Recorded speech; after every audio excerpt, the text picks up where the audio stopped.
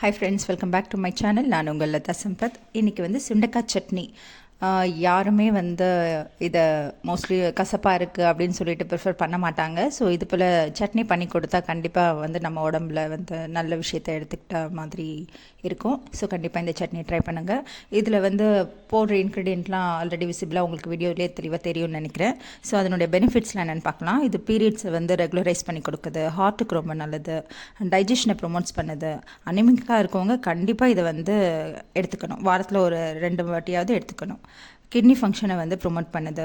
Diabetic பேஷண்ட்டும் வந்து கண்டிப்பாக எடுத்துக்க வேண்டிய காய்னா அது சுண்டைக்காய் தான்.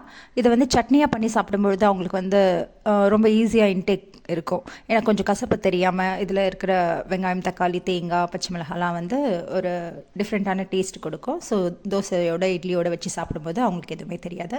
இந்த சட்னியை நீங்களும் ட்ரை பண்ணி பாருங்கள். எப்படி இருந்ததுன்னு கமெண்ட் செக்ஷனில் கமெண்ட் பண்ணுங்கள்.